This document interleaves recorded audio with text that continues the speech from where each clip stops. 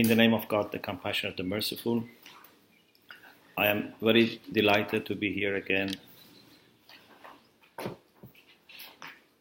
I came to this institute once in 2015 when we had dialogue between Shiite Muslims from Iran and World Council of Churches. And then I was invited to come here last year to teach a similar subject here. And I was very interested in the work that WCC is doing. Therefore, I brought a group of 18 people from 8 cities, from London, Birmingham, Glasgow, and from Toronto, Montreal, Winnipeg, Vancouver, and from Dearborn. So from 3 countries, UK, US, Canada. We came here in March, and we had very wonderful programs here. And now this is my, I think it's now 4th visit of this institute. So I'm very happy to be here, and I hope that the discussion that we are going to have would be useful. As you know, it's very difficult to introduce a religion in 2 sessions, but we can try and see how the discussion goes. And I will give you, in the second session, a copy of my book, Islam, Doctrines, Practices, and Morals. So I have brought enough copies of this. Maybe I have also, I don't know enough, but I will also give you a book, Unity of God and Unity in God, which is a collection of 3 lectures I gave in Sofia Institute in Italy in a Catholic Shia discussion group about the idea of relation between different Abrahamic religions and how we can move towards unity. So I hope what I cannot mention, then you would be able to follow up yourself by reading these books. I am thankful also to Simon for inviting me, and it's a great blessing to be able to not only have dialogue but also to work together and collaborate on these projects. Islam, as you know, is the 2nd largest religion in the world. So after Christianity, Islam is the 2nd largest religion in the world. And Muslims and Christians together build more than half population of the world. So this shows that how important it is to have Muslims and Christians collaborate together. Plus we have Judaism, which in number is, of course, much less, but also belongs to the same tradition of Abrahamic religions. So if Jews and Muslims and Christians know their own relations and work on their commonalities, not only they can benefit, but they can offer a joint testimony of faith to all people of the world. So therefore, I have been working a lot on Christian-Muslim relations, especially in the last 20 years when I first to the UK for my PhD. And then, although it was not part of my PhD is about ethical relativism, but I started working on this field more and more, and I am increasingly convinced that this is a very important mission that we have to bring people of faith together, and then, of course, extend our invitation to other people. We are not excluding anyone, even people of no faith. We can have good relation, we can have dialogue, we can have collaboration. But in the first place, people of faith, they have much more in common. So what I try to say today is I give you a little historical introduction to Islam, then about the life of the Prophet, then about the sources of Islam, then Islamic doctrines and practices, and I end with Islamic morals. So hopefully we can cover these things. And you can ask me questions anytime, or if you don't ask me questions, at the end I stop for 20 minutes and we can have questions at that time. Your questions and comments are very important. Also, afterwards, during breaks or in the afternoon, evening, I am more than happy to meet you and receive your questions. We know that Islam goes back to the tradition of Abraham. Up to Abraham, everything is common between Islam, Christianity, and Judaism. So if we start from Adam and Eve, then Abel and Cain, and come down to Abraham, everything is common. Abraham is the first meeting point between Islam and Christianity and Judaism. And Abraham is a very key figure for all monotheistic religions. Abraham was the one who managed to articulate monotheism very well. The Quran tells us that he had lots of discussions with people of no faith or polytheists. Also, he went through lots of tests, and coming out of these tests and these debates successfully, he became a role model, a very good example for all monotheists. Abraham, for a long time, had no child, as we know. And then his wife, Sarah, suggested to him to marry. So Abraham married Hagar, or we say Hajar in Arabic. So he married Hagar, who was like a maid for them. And God gave Abraham, through this marriage, Ishmael. God also then gave Sarah a son, and that's Isaac.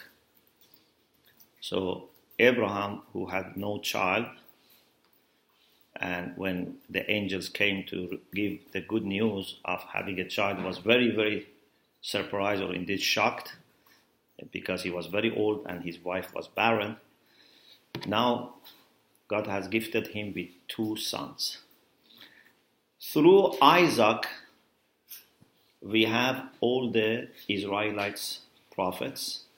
So we have through Isaac, Jacob, and then we have Joseph, and then we have all the prophets like Moses, David, Solomon, Lady Mary, Jesus, all go back to Abraham through Isaac.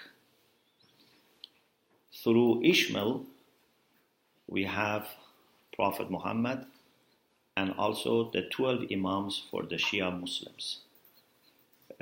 There is a discussion about who was the son that Abraham had to slaughter, depending on the dream that he had. The general view among Muslims is that it was Ishmael. In the biblical tradition, the general view that it was Isaac.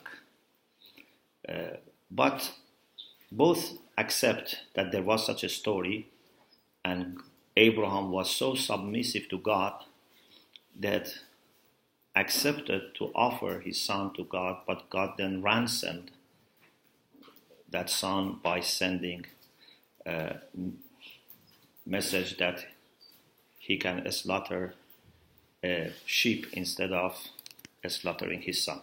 So there is such difference here, but the story is there. I would like to mention few quotations from Bible about Ishmael, which is, I think, very useful for us to realize this common root in Abraham.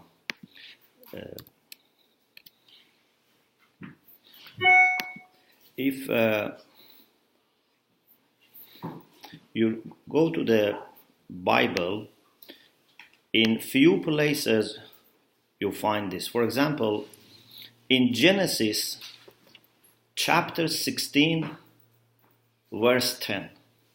Genesis chapter 16, verse 10. God says to Hagar, of course, it's through the angel.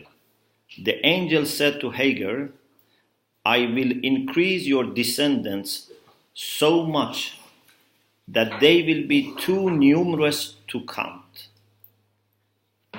So this refers to the progeny of Abraham through Hagar, which is through Ishmael. So Genesis is telling us that there would be so many people coming from Ishmael that would be not possible to count, too numerous to count. Genesis chapter 21, verses 17 and 18. God heard the boy crying, and the angel of God called to Hagar from heaven and said to her, when Ishmael was crying, okay? So God heard the boy, means Ishmael, crying, and the angel of God called to Hagar from heaven and said to her, what is the matter, Hagar? Do not be afraid. God has heard the boy crying as he lies there. Lift the boy up and take him by the hand, for I will make him into a great nation. So there will be a great nation coming from Ishmael. Also in Genesis chapter 17, verse 20, God talks to Abraham. So not only to Hagar, but also to Abraham. God says, and as for Ishmael, I have heard you. So Abraham had a prayer. God says, I have heard you. I will surely bless him. I will make him fruitful. Means many children or many good things come out of him. And will greatly increase his numbers. He will be the father of 12 rulers, or according to some translations of the Bible, 12 princes, which for the Shia Muslim would be perhaps their 12 imams. And I will make him into a great nation. Also in Genesis chapter 21, verse 13, God says, I will make the son of the slave, means Hagar, because Hagar was a maid, into a nation. Also because he is your offspring. So, you see that already we have in Genesis, which is in the Old Testament, so it's for all Jews and Christians also, that God says that there would be a nation through Ishmael. In the Quran also, actually, we have this prayer of Abraham and Ishmael, that when they were asked by God to restore the walls of Kaaba. You know, Kaaba is this cubic construction in Mecca where all Muslims face for the prayer. This was not built originally by Abraham. This was built before. This is from early history of mankind. Because the Quran says, إِنَّ أَوَّلَ بَيْتٍ وُضْعَ لِلنَّاسِ لَلَّذِي بَبَكَّةَ مُبَارَكٍ. The first house which was built for humanity is this house. It's house of God and house of humanity. It's a very important lesson. Anything that belongs to God belongs to humanity. No one can say, I have monopoly over it. If it's for God, it's for everyone. So the first house is this house. But it was ruined. So God asked Abraham to restore this house. Abraham, with the help of Ishmael, were trying to restore this house. And the Quran says, وَإِذْ يَرْفَعُ إِبْرَاهِيمُ الْقَوَاعِدَ مِنَ الْبَيْتِ وَإِسْمَاعِيلُ. Remember the time that Abraham and Ishmael were erecting the walls of Kaaba on the remainder of the previous construction. They made few prayers. One of their prayers was, God, please accept this from us, this service. Although they were prophets and they were making the house of God according to the instruction of God, but they were so humble that they didn't think what they are going to do is going to be definitely accepted. They prayed to God, please accept this service, little service from us. Please show us our rituals and sacraments. And then one of the things that they asked is, please make us, two of us, وَجْعَلْنَا مُسْلِمَيْنِ لَكَ. Make me and Ishmael submissive to you. Muslim means submissive. Make us submissive to you. وَمِنْ ذُرِّيَّتِنَا أُمَّةً مُسْلِمَةً لَكَ. And from our progeny, a nation who would be submissive to you. So that nation that we have in the Bible, which comes through Ishmael, we have it also here in the Quran, that they prayed to God to have a nation which would be submissive to God through their progeny. So, Ishmael stayed with his mother Hagar in Mecca, and after some time married to some locals, and they had little by little, a community around Mecca. And the ancestors of the Prophet, they all go back to Ishmael. The last ancestor of the Prophet, which is very important for understanding the history of Islam, is Abdul Muttalib. Abdul Muttalib is grandfather of Prophet Muhammad. And he was the patron of Kaaba. At each time there was a person who was responsible. Like they used to call them key holder. So these people were responsible for this sacred and this sanctity. So Abdul Muttalib was grandfather of the Prophet. And he was very respected leader for the community there. But most of people, unfortunately, little by little had lost their monotheistic understanding and practices. So they used to respect this house, but also keep inside this house their idols. So the house, which was built to remind people of one God, they kept the house, but inside the same house, they kept idols. This is how sometimes something is preserved on the surface, but the whole essence can be totally changed. So leaders of Quraysh, a very established tribe, which goes back to Abraham, most of them became polytheists.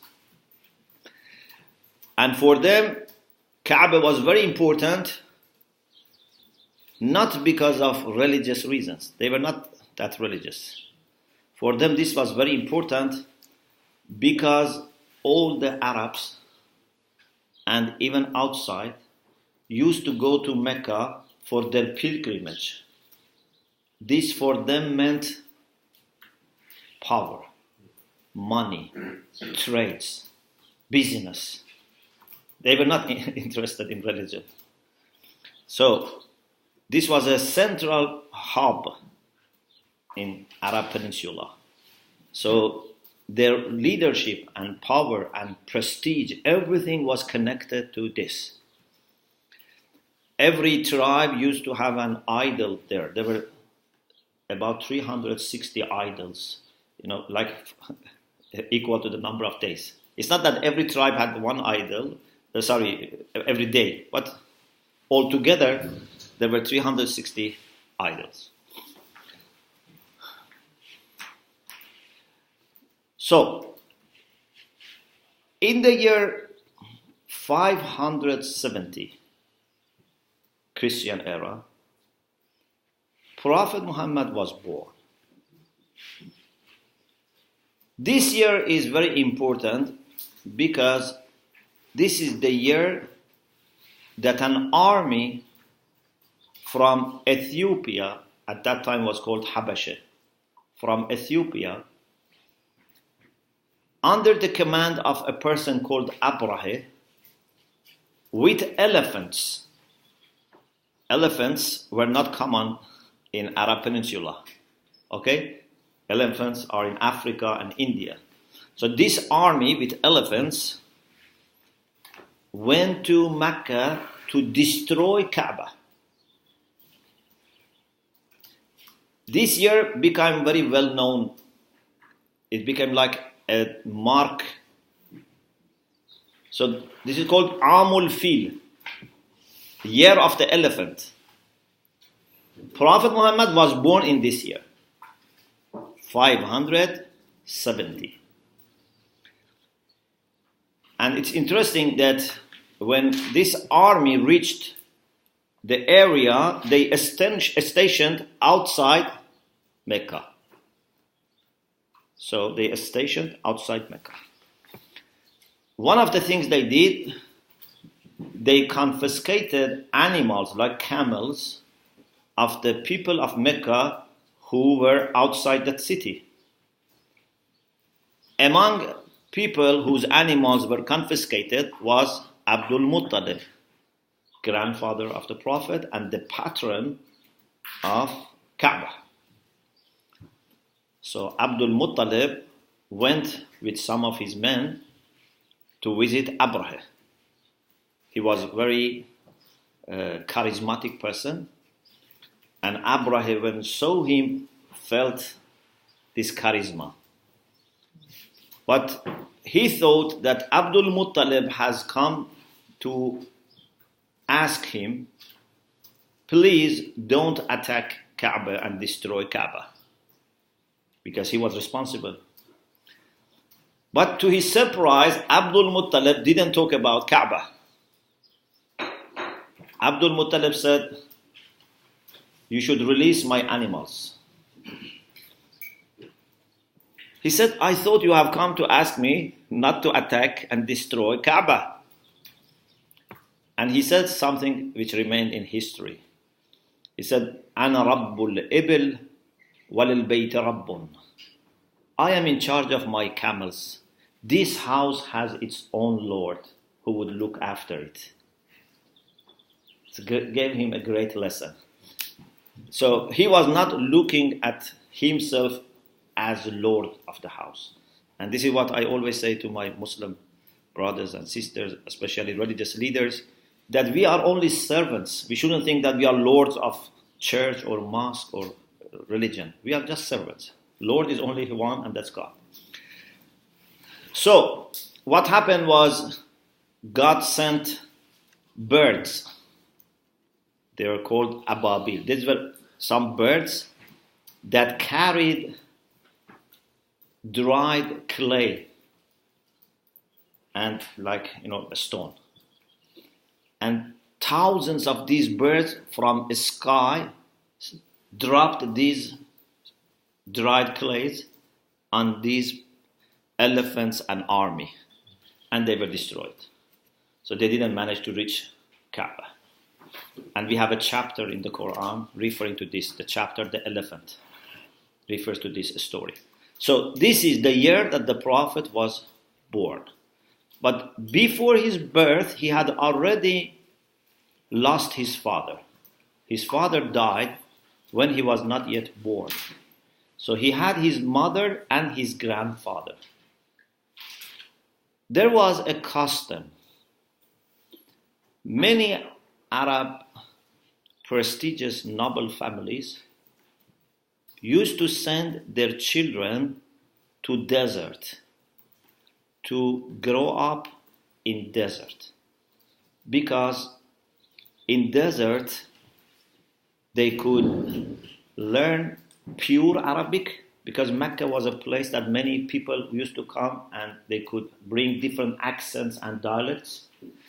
Also, desert was a pure place, no distraction, no problems of a city like Mecca, which I will mention, unfortunately, had become a place in which lots of bad practices and immoral practices was taking place. And also some historians say that Abdul Muttalib was warned by some people that there are people who want to kidnap and kill the Prophet because they know that he is going to become a prophet. So they want to kill him. So this was also one way to save him. Anyway, the Prophet spent his first few years in a place in desert, and there was a lady called Halima from the tribe of Bani Sa'd who fostered him. On some occasions, he used to see his family, like his mother, his grandfather. But then his mother also passed away, and then his grandfather also passed away.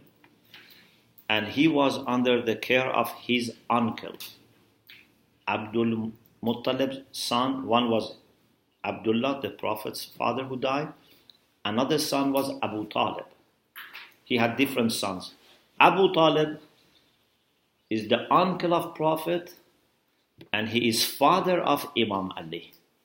So he's a very important figure. And after his father, he had very prestigious position. People respected him because he continued the lineage that they had up to Ishmael and Abraham. Prophet Muhammad, for 40 years,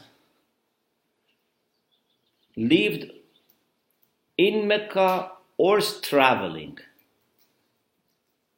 At the age of 40, he received the first revelation.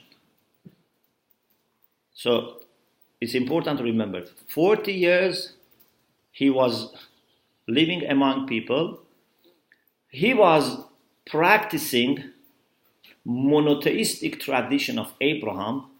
These people were called Ahnaf, the people who don't worship anyone other than one God, but they were not Christians or Jews also, but they followed the path of Abraham.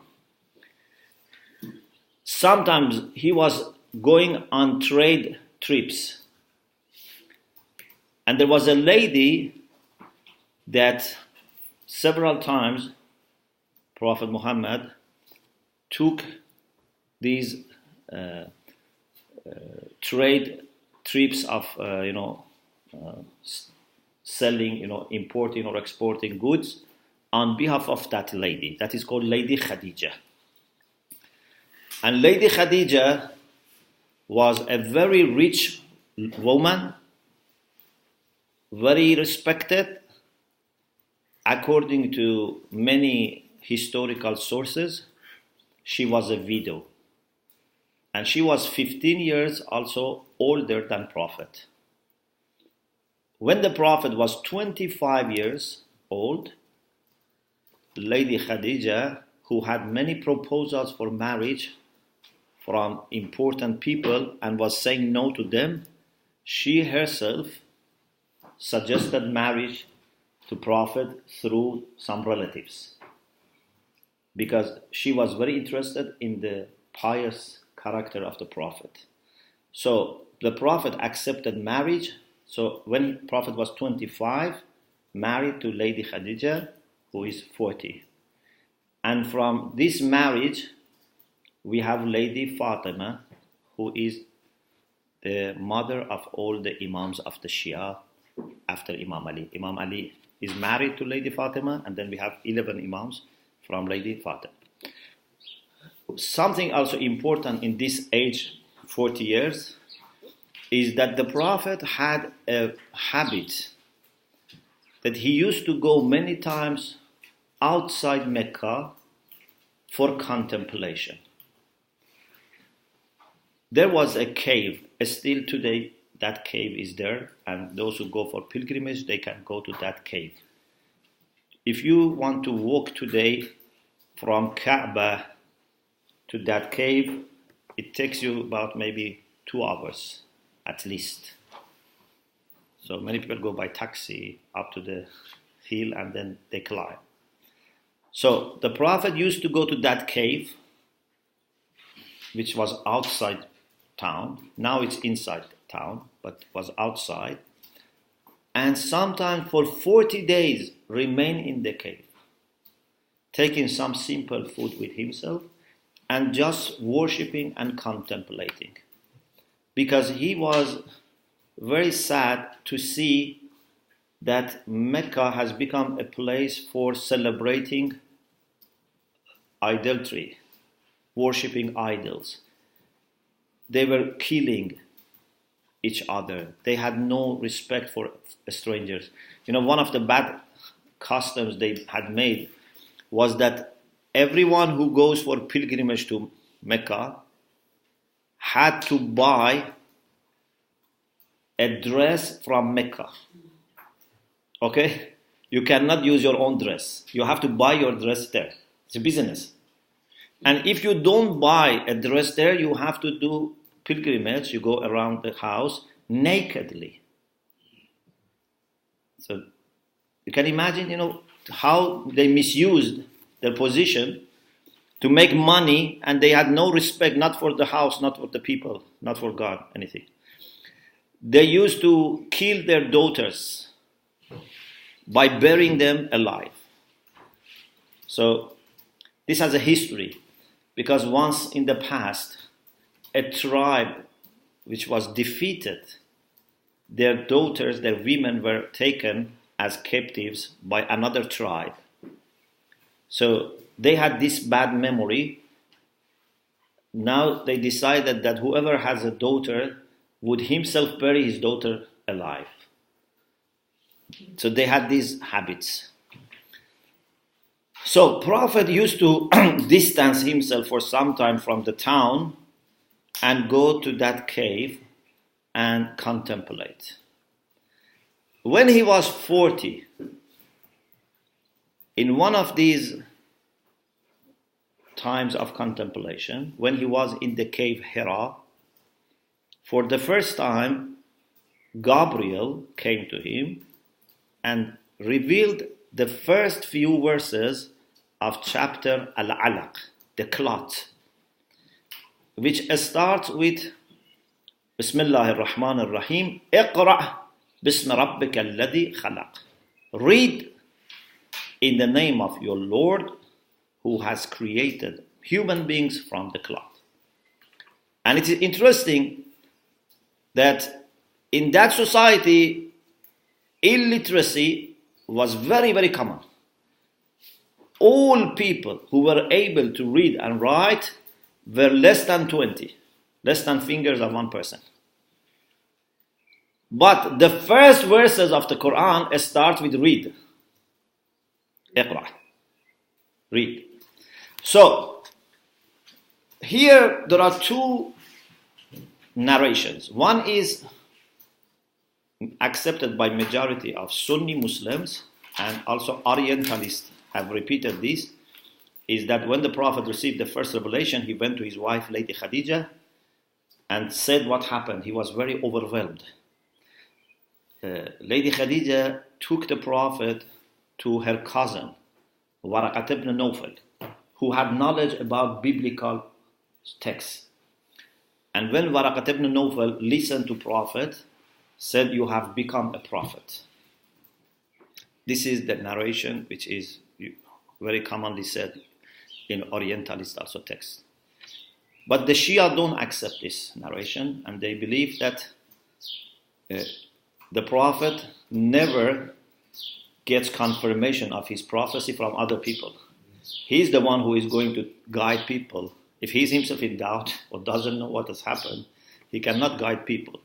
And I have a paper which is published in Islamo-Christiana for Pontifical Institute of Arabic and Islamic Studies, Revelation as understood by Muslims. I have mentioned what is the Shia understanding of revelation and how when revelation comes remains no doubt and no unclarity in the mind and heart of the prophets.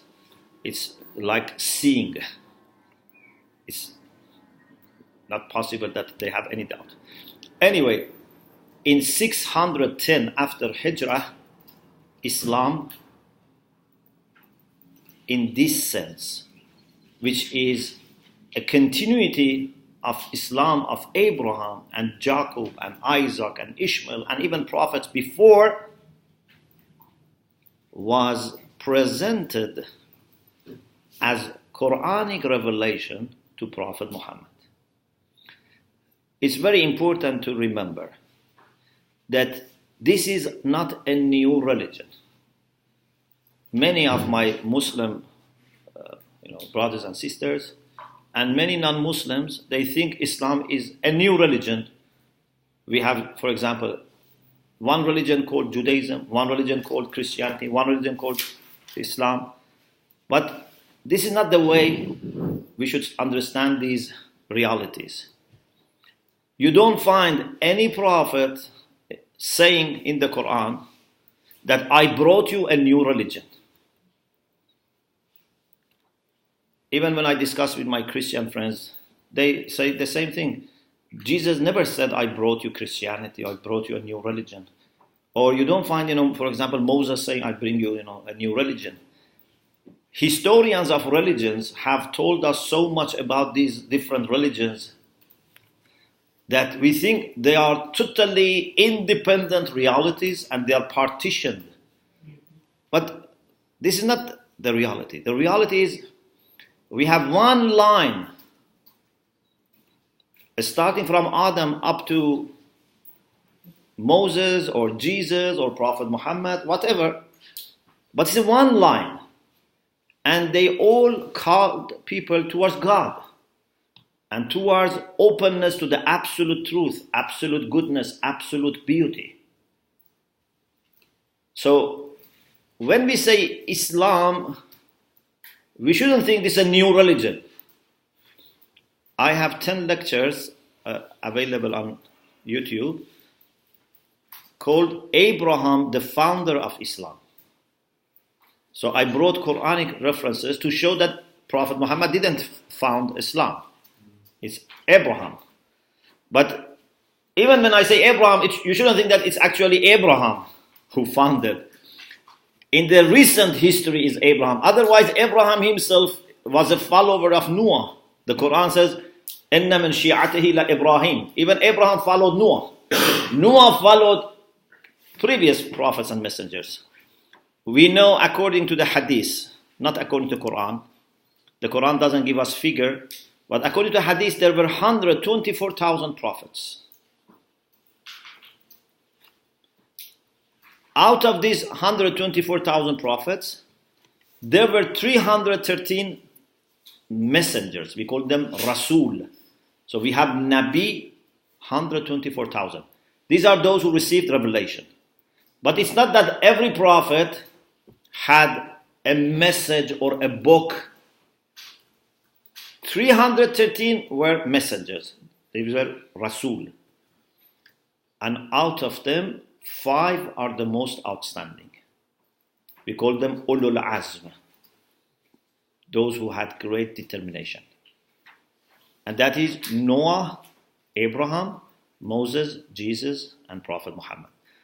So, 124,000 prophets, but none of them said, I brought you a new religion. 313 messengers, none of them said, I brought a new for example, religion, a new way of life. Actually, everyone who was coming was confirming previous prophets and also informing people about future. We have this verse in the Quran in second chapter. Second chapter is the cow. It's interesting for you that names of the chapters of the Quran sometimes are concepts, sometimes are names of people, or sometimes animals. This is how much religion brings us to the nature. So we have, for example, chapter cow. We have chapter bees. We have chapter fig. Spider. Yes, so different animals, different places, and different also concepts. Anyway, in chapter 2, which is cow, towards the end of the chapter, we have this verse. آمن الرسول بما أنزل إليه من ربه والمؤمنون كل آمن بالله وكتبه ورسله لا نفرق بين أحد من رسله. The prophet believes in what has been revealed to him, and so do the believers. They believe in all the books and all the messengers of God, and they say we don't discriminate against any messenger. So if I, as a Muslim, I say I believe in Prophet Muhammad, but I don't believe in Jesus, or I don't believe in Moses, or I don't believe in one of those 124,000 prophets, then I am not a Muslim. Because I cannot be against anyone who is chosen by God and had a message from God. So we have to believe in all the prophets and messengers and respect them and love them. So, in 610, the first revelation came to Prophet Muhammad, and Prophet Muhammad first informed his wife, Lady Khadija, and also Imam Ali, who was his cousin and was living with him and brought up by him. At that time, he was only 10 years old. For some time, it was only 3 of them who were believers. So sometimes they used to go next to Kaaba and say prayer. Only 3 of them. So the first congregational prayers were only 3. And then the verse was revealed. وَأَنذِرْ عَشِيرَتَكَ الْأَقْرَبِينَ. According to this verse, the Prophet started talking to his kinship, closest of kinship, relatives, about Islam. Before that was very private. Only some very close people knew. So he invited his family members, his uncles, his cousins, his relatives, and talked to them about Islam.